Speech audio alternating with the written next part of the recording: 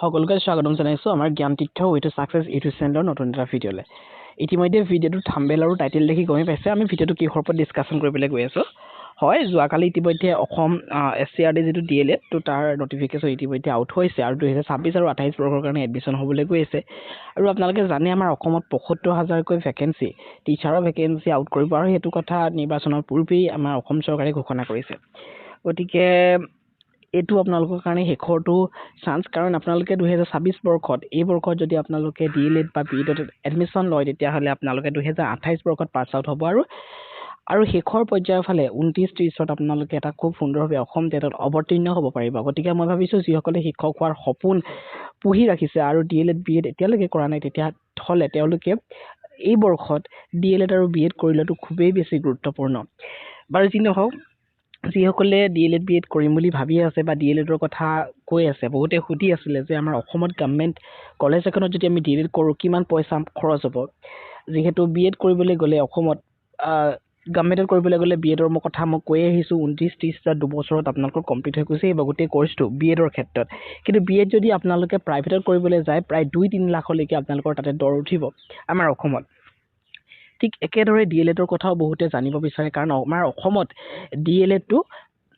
গভৰ্ণমেণ্টৰ পৰাও কৰায় প্ৰাইভেটৰ পৰাও কৰায়। তাৰমানে এনেকুৱা ধৰণৰ বহুত ইনষ্টিটিউচন আছে য'ত নেকি প্ৰাইভেটৰ পৰাও ডিএলএড থাকিব আৰু গভৰ্ণমেণ্টৰ পৰাও ডিএলএড থাকিব, যিটো নেকি এছচিআৰটিৰ দ্বাৰা কৰা হয়। গতিকে বহুতে সুধি আছিলে যে গভৰ্ণমেণ্ট কলেজত ডিএলএডটো কিমান পইচা খৰচ হ'ব 2টা বছৰত, কাৰণ আমাৰ ভিডিঅ' চাই থকা মেক্সিমাম হয়তো তেনেকে ধৰণে গভৰ্ণমেণ্ট কলেজতে কৰাৰ সপোন পুহি ৰাখিছে। ইয়াৰ লগতে যদি এই বৰ্ষত আপোনালোকে গভৰ্ণমেণ্ট কলেজতো আপোনালোকে সিটটো পাবলৈ সক্ষম নহয়, যদি কিবা কাৰণত যদি কম মাৰ্কস পায় তেতিয়াহ'লে প্ৰাইভেট কলেজতো আপোনালোকে ডিএলএডটো কৰিব পাৰিব। এতিয়া দুবছৰীয়া প্ৰাইভেট কলেজতনো বিএড কৰি ডিএলএডটো কৰিলে কিমান পইচা আপোনালোকৰ খৰচ হ'ব, গোটেইখিনি কথা আমি এই ভিডিঅ'টোতে ডিসকাশন কৰিম। আৰু আপোনালোকে ডিএলএডৰ কাৰণে এনেকুৱা ধৰণে প্ৰিপাৰেচন কৰক যাতে আপোনালোকে গভৰ্ণমেণ্ট কলেজ এখনতেই সিট পায় আৰু খুব কম পইচাতে আপোনালোকে যাতে ডিএলএডটো কৰি আহিব পাৰে। প্ৰাইভেটৰ কথা নাভাবিব এতিয়া, যদি কেনেবাকৈ সিট নাপায় তেতিয়াহ'লে প্ৰাইভেটত হ'লেও লৈ থ'ব, কাৰণ 2026 আৰু 28 বৰ্ষৰ এই ডিএলএড সেশনটো বহুত বেছি ইম্পৰ্টেণ্ট হ'বলৈ গৈ আছে। কাৰণ আগন্তুক সময়ত প্ৰায় ৭৫,০০০ শিক্ষক পদত নিযুক্তি দিবলৈ গৈ আছে। গতিকে 28, 29, 30 এইকেইটা বৰ্ষত আপোনালোকে খুব সুন্দৰভাৱে এপ্লাই কৰিব পাৰিব সেই শিক্ষক পদসমূহৰ কাৰণে। অসমতনো কিমান কেইখন ডিএলএডৰ কাৰণে পোষ্ট আছে, কোন কেইখন ডিস্ট্ৰিক্টত প্ৰাইভেট ইনষ্টিটিউচন আছে ডিএলএডৰ কাৰণে, গোটেইখিনি কথা আমি ইয়াতে ডিসকাশন কৰিম। গতিকে ডিএলএডৰ লগত জড়িত কিবা যদি কোৱেৰি থাকে আপোনালোকে আমাক কমেণ্টৰ জৰিয়তে সুধিব পাৰিব। আমি যিমান পাৰো এই ভিডিঅ'তে সকলোখিনি কথা ক্লিয়াৰ কৰিবলৈ চেষ্টা কৰিম, ঠিক আছে। আপোনালোকে জানি ডিএলএড পঢ়িবলৈ কি কি যোগ্যতা লাগে, যদি নাজানে যোৱাটো ভিডিঅ'ত কৈছোৱে আৰু ইয়াতে এইখিনি লিখাই আছে। আপুনি হায়াৰ ছেকেণ্ডাৰী পাছ কৰিব লাগিব ডিএলএড পঢ়িবলৈ হ'লে, লগতে আপোনালোকৰ 50% মাৰ্কস থাকিব লাগিব। এছচি এছটি পিডব্লিউডি সকলৰ কাৰণে পিডব্লিউডি নহয় এছটি প্লেইন এৰিয়া আৰু এছটি হিলছ এৰিয়া আৰু এছচিৰ কাৰণে 5% ৰিলেক্সেশ্যন দিয়া হ'ব, তাৰমানে তেওঁলোকে 45% পালেও হ'ব। লগতে আপোনালোকে অসমৰ পাৰ্মানেণ্ট ৰেচিডেণ্ট হ'ব লাগিব, লগতে আপোনাৰ বয়স 18 পৰা 34 বছৰৰ ভিতৰত হ'ব লাগিব। এছচি এছটি আৰু এছটি হিল আৰু প্লেইন এৰিয়াৰ কাৰণে 2 বছৰ এটা আপাৰ এজ ৰিলেক্সেশ্যন থাকিব, ঠিক আছে। ইয়াতে এপ্লাই কৰিবলৈ আপোনালোকক 600 টকা এটা পে'মেণ্ট কৰিব লাগিব। সেইখিনি কথা যোৱাকালি আমি আলোচনা কৰিছোৱে, গতিকে আৰু সেইখিনি মই কৈ নাযাওঁ। ইয়াতে সিলেকশন প্ৰচিডিউৰটো কেনেকুৱা হয়, the candidate will have to appear in the pre-entry test 2026 of 100 marks comprising of 100 multiple choice questions. District wise merit list of the candidate will be prepared on the basis of marks scored in pre-entry test by the candidates. তাৰমানে selection প্ৰচিডিউৰটো কেনেকুৱা ধৰণৰ হ'ব, আপোনালোকৰ 1 নম্বৰীয়া এটা পেট হ'ব, pre-entry test হ'ব। তো তাতে আপোনালোকে কিমান নম্বৰ পায় তাৰ ওপৰত ভিত্তি কৰি আপোনালোকৰ ডিস্ট্ৰিক্ট ৱাইজ মেৰিট লিষ্ট বনাব। তাৰমানে আপোনালোকে যদি নগাঁও ডিস্ট্ৰিক্টৰ কাৰণে এপ্লাই কৰিছে, নগাঁৱৰ কাৰণে বেলেগ এখন মেৰিট লিষ্ট থাকিব, কাৰণ নগাঁৱত কেইটা পোষ্ট আছে তাৰ ওপৰত ভিত্তি কৰি আপোনালোকৰ এডমিশ্যন হ'ব। মৰিগাঁৱৰ কাৰণে বেলেগ এখন এই মেৰিট লিষ্ট আহিব। গতিকে ডিস্ট্ৰিক্ট ৱাইজ মেৰিট লিষ্টসমূহ আহিব। এতিয়া ফি ষ্ট্ৰাকচাৰ পাৰ এনাম আপোনালোকৰ গভৰ্ণমেণ্ট যিবোৰ টিচাৰ ট্ৰেইনিং ইনষ্টিটিউট আছে, ডিএলএডৰ ইনষ্টিটিউট আছে, তো তাৰ ক্ষেত্ৰত আপোনালোকৰ গভৰ্ণমেণ্টত পাৰ এনাম বছৰি কিমান টকা আপোনালোকৰ খৰচ হ'ব, একেবাৰে কম। ডিএলএডৰ নিচিনা কম পইচা খৰচ হোৱা টিচাৰ ট্ৰেইনিং এটা কোৰ্চ নাই। গতিকে ইয়াতে আপোনালোকে মাত্ৰ এডমিশ্যন ফিজটো চাওকচোন, মাত্ৰ 150 টকা এটা আপোনালোকে পে'মেণ্ট কৰিব লাগিব। আৰু টিউশ্যন ফিজটো আপোনালোকে গোটেই বছৰটোৰ কাৰণে 1200 টকা এটা পে'মেণ্ট কৰিব লাগিব, একেবাৰে কম 1200 টকা, যিটো নেকি পাৰ মান্থ 100 টকা 100 টকাকৈ পাৰ মান্থ আপোনালোকে পে'মেণ্ট কৰিব লাগিব। তাৰমানে সেইটো একেলগেই লৈ লয়, ওৱান টাইম পে'মেণ্টে হয়। তো 1200 টকা আৰু 150 টকা এডমিশ্যন ফিজ। ইয়াতে লিখি দিছে চাওকচোন, admission fees as well as tuition fees will be deposited in the GAFT by the principals of the TEIS through treasury salary. তো এইটো ডাইৰেক্টলি গভটে পায় তাৰপিছত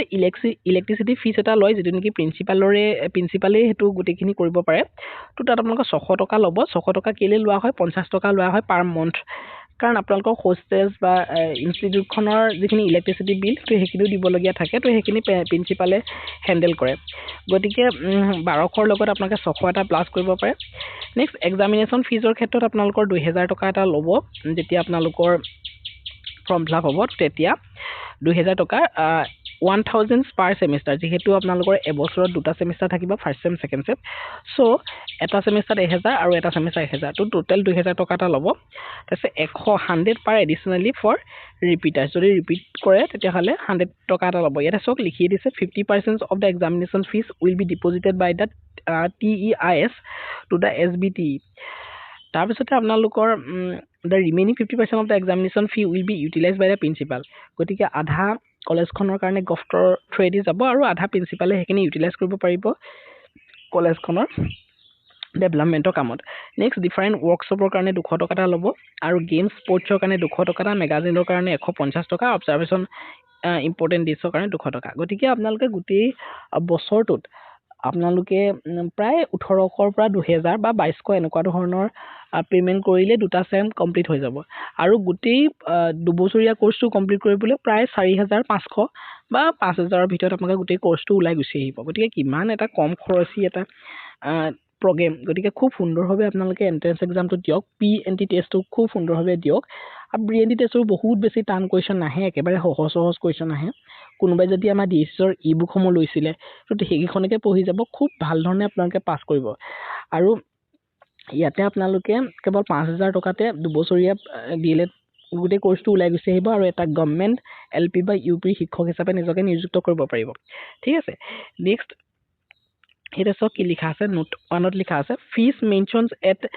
serial A B and D are to be paid at the time of admission and fees mentioned at serial C is to be paid at the time of the filling up form for semester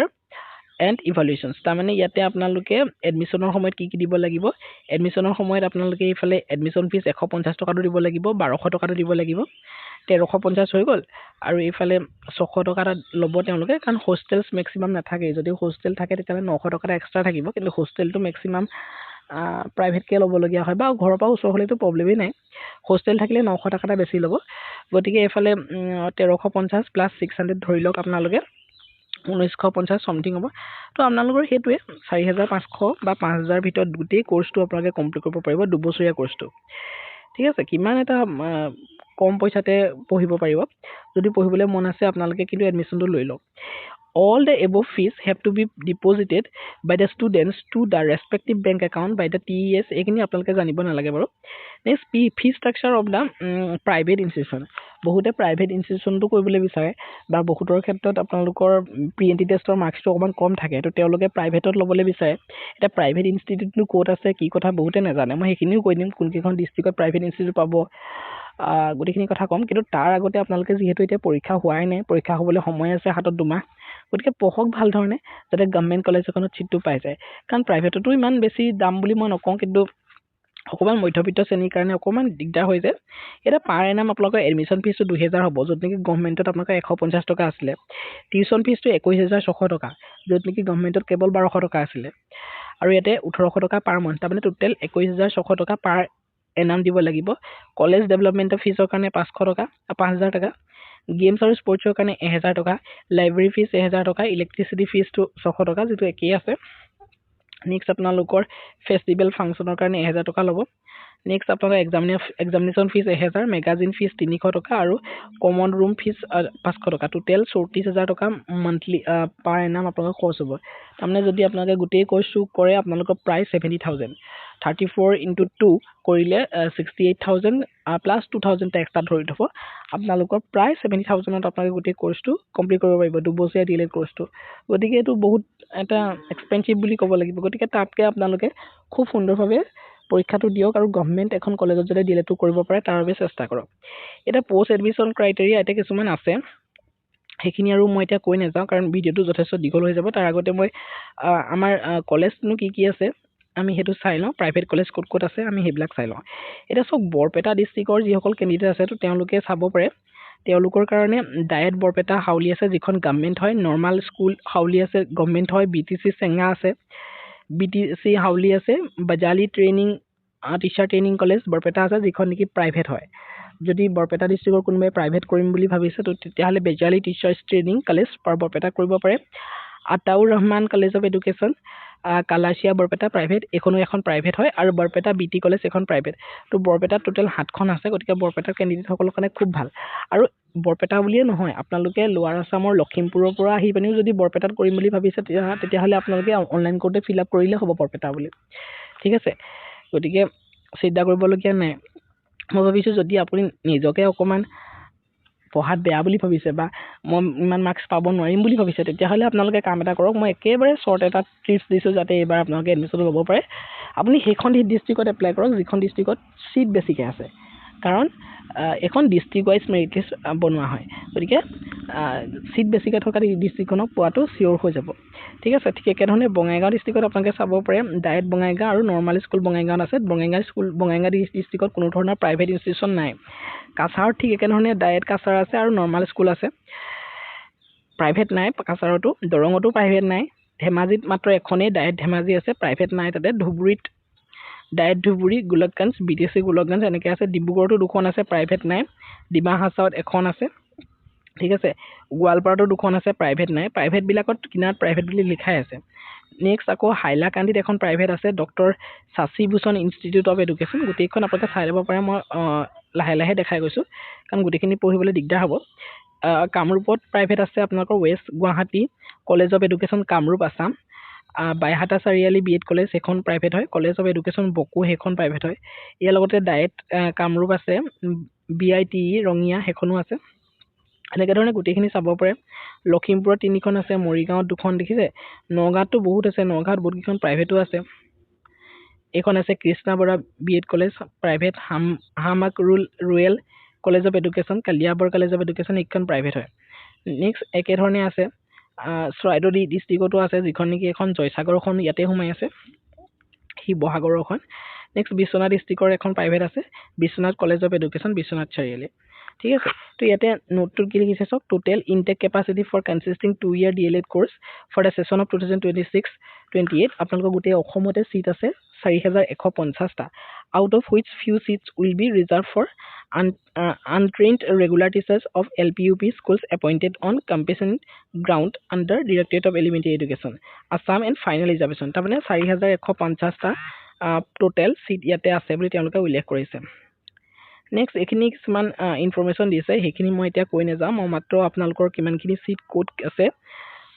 private institution কিমানখন আছে সেইখিনি কথা আপোনালোকৰ সৈতে discussion কৰিলো গভৰ্ণমেণ্টত আপোনালোকে D.El.Ed কৰিবলৈ হলে কিমান পেমেন্ট কৰিব লাগিব সেইখিনি কথা আলোচনা কৰিলো প্ৰাইভেটত কিমান পেমেন্ট কৰিব লাগিব সেইখিনি কথা আলোচনা কৰিলো এতিয়া আপোনালোকৰ এক্সামটো খুব সহজ এটা এক্সাম হয় সেকশন 1 আৰু সেকশন 2 দুটা একেখন পেপাৰতে থাকিব 100টা কোৱেশ্চনছ এমসিকিউ ৰাহিত থাকিব 2 ঘণ্টা সময় হ'ব আপোনালোকৰ গতিকে এটা কোৱেশ্চনত 1 নম্বৰকে থাকিব কিন্তু ইয়াতে নেগেটিভ মাৰ্কিং থাকিব গতিকে অকমান চাইচিতি কোৱেশ্চন হ'ব কৰিব ইয়াতে আপোনালোকৰ জেনেৰেল ইংলিছৰ পৰা 10 নম্বৰ আহিব জেনেৰেল নলেজৰ পৰা 15 নম্বৰ আৰু ৰিজনিংৰ পৰা 10 নম্বৰ আৰু এটো আপোনালোকৰ সেকশন 1ত পৰিব জেনেৰেল ইংলিছ জেনেৰেল নলেজ আৰু ৰিজনিংৰ পৰা আহিব ঠিক আছে এটা সেকশন 1ত কি কি আছে এইখিনি চাব মই এইখিনি সিলেবাস এটা ডিসকাশন কৰিম মই এটা খুব সুন্দৰভাৱে আপোনালোকক দেখাই দিম